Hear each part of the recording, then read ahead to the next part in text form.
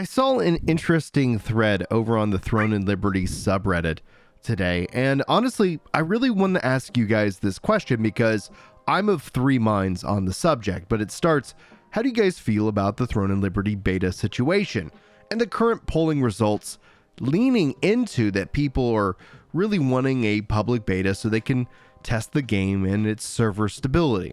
And I want to talk about that specifically, but surprisingly enough, a lot of people, and especially those leaving comments, are leaning more into wanting that blind playthrough, that experience that the game has not been solved yet. And so this video, I want to focus in on kind of three key ideas.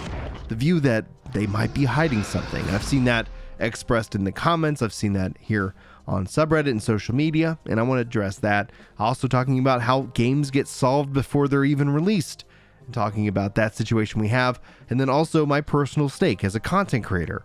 I want to talk about my perspective there because I view myself more as a gamer than a content creator, but I think if the statistics show anything else, that I sure like to make videos on video games, so that's going to be what it is. So let's go ahead and kick this video off right. Hello everyone and welcome to the channel. My name is Brian if you happen to be new around here, and if you're a returning subscriber, it means the world to me that you're back and you're checking out this video. So thank you guys so much. Now, let's talk about the first thing, the view that they might be hiding something in the fact that their beta is going to be at a physical location in Korea. I find that fascinating. Honestly, that has my interest piqued more than anything. Okay, yes, they could be hiding something, but I don't feel like it's 2023. The wool is going to be over that many of our eyes. If the game sucks and people don't like it, they're just going to move on to the next big thing. What you're going to actually see happen first and foremost, new MMO hype, regardless of how people are thinking and worrying about it today. As soon as it's downloadable, people are going to want to check it out. They're going to want to see for themselves how big of a train wreck it is or how big of a masterpiece it is.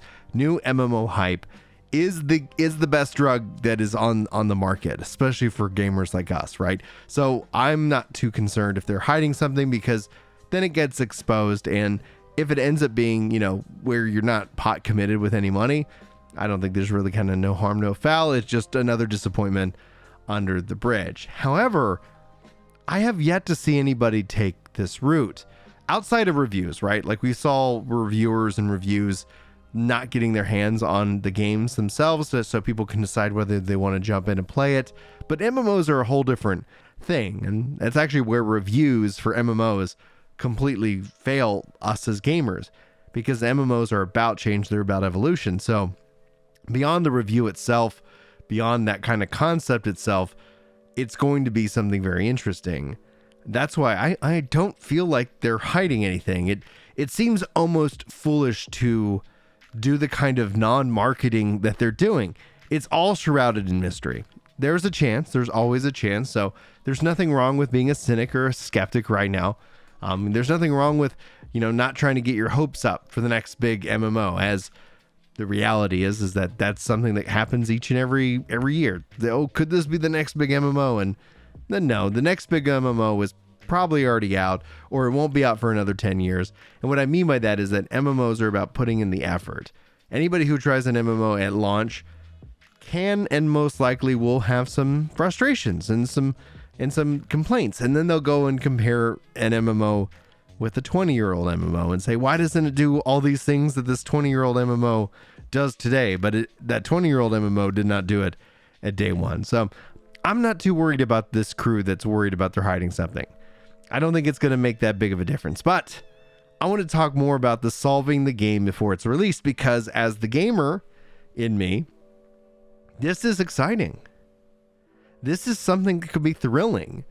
This does kind of stress me out as a content creator, because one of the things that content creators we like to do is we like to get the information.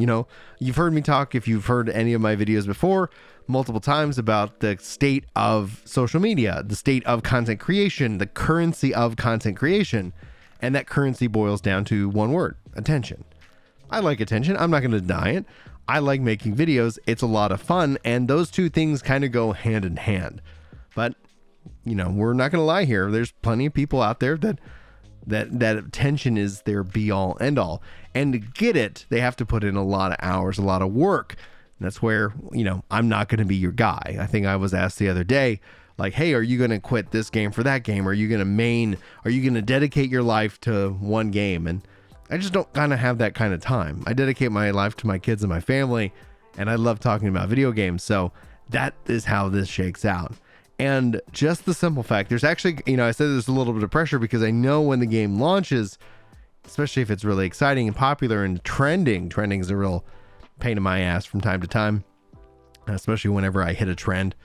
That's always pleasant from a content creator and comment perspective. But when we see that, there will be that natural rush and hunger for people to overconsume the game.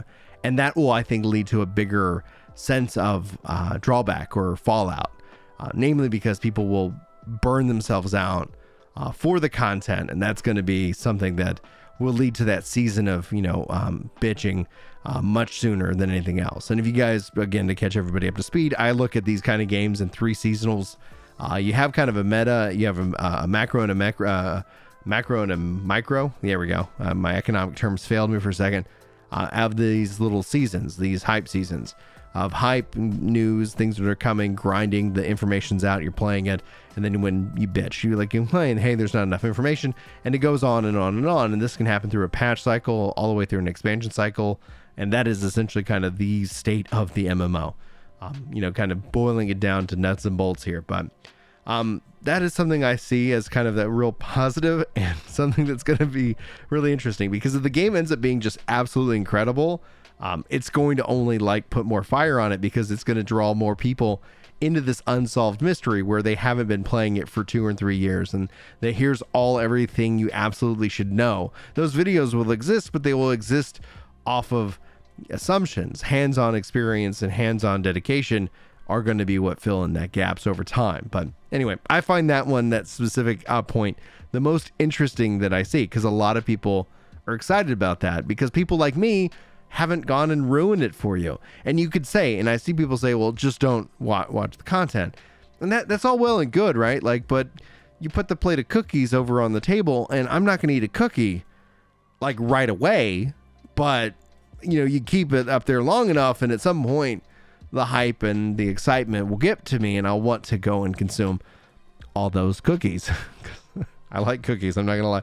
If you guys have ever seen me physically do my stand-up or whatever, yeah, I'm a big boy. I'm a tall guy, but I also I jiggle when I walk from time to time. But I digress a little bit. I'm gonna talk about the third thing, and a part of the third thing, the content creator drive, was included in part 2, but this is where it's going to be truly interesting, because a part of my perspective, one of the big reasons why I do content creation outside of the joy of it is to understand it, to understand the algorithms, to understand what pressures are being put on me as a gamer, what is essentially the algorithm, what it's doing, because I see its impact on kids. And as a dad, I want to understand what is going on, what pressures, what incentives are applied, and maybe even hidden from everyday life. And that's what I do. That is you go and ever analyze my videos, they're all kind of driven off of that. There's a key aspect of value-driven content for you, the viewer, but also how can I better understand gaming and YouTube and social media so I can protect my kids? And that's I never have hidden that. I've always been honest about that. And so the people who are the subscribers here that keep coming back and back and back, and I think it's 23% of you freaking legends, by the way. Let's toss that graphic up on screen. Thank you guys so much for being subscribed here to the channel. It means a lot to me. And those comments and the feedback, it's all really good information. And that's the same thing. We are not going to put that genie back in the bottle. There's going to be plenty of people who have a passion for it. And what I like to tend to see, what you'll actually see for me this year in 2023, is more of an experiment about what is trending. Now, I like MMORPGs, and I'm going to be playing Throne and Liberty. I'm going to play all these different games. I haven't decided yet if I want Throne and Liberty to be on its own channel or if it's just going to live here. But 2023 is an experiment in the things I care the most about that are also very trendy. If you look at my 2022, it was very tame. It was very like specifically focusing in on just a handful of things. And my breakout channels were really where I put a lot of the attention. Now it's really kind of coming full circle. And so the content creator in me is always looking at this stuff, this data, this, Throne and Liberty and its mystery. And that's actually more exciting than anything else, because I, like you, I'm scouring the internet because I'm interested, because I want to know more. And then I have, a platform because you crazy people who are all, both awesome and you're insane. I mean, let's just be real. Like, I still feel in shock by the fact that there's over 60,000 of you that have subscribed to the channel before. It's still mind-blowing.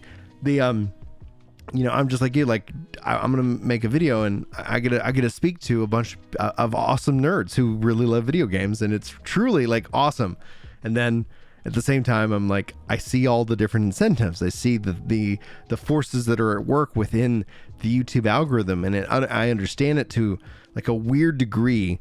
And then I hesitate. Then I question my motives. Then I question, like, should I really talk about this? And so hopefully 2023, you end up seeing kind of not necessarily a timid, but a really like focused and intentional video structure where I'm not talking about everything and anything.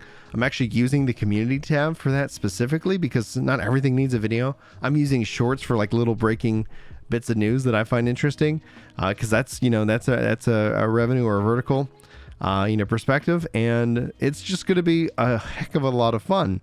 I know this is probably the ending, at least the third point wasn't maybe what you expected as part of the conversation, but that's why I like these little chats. I like these little discussion videos, because at the end of the day, like I want the game to be good and stable, like to kind of bring it all around. I want him to have that, but I don't want anybody to talk about it. Like I really, it's weird. Like we know so much about Ash as a creation to the point where I think it's actively hurting that game. And I kind of am excited that we know so little about Throne and Liberty. And what we do know is cool and is interesting, and we just gotta have to see it put into practice. Anyway, guys, I'm gonna stop rambling. Thank you guys so much for your time today. Hopefully you enjoyed the video. Hopefully you got something from it, and hopefully I'll see you next time. But until then, take care.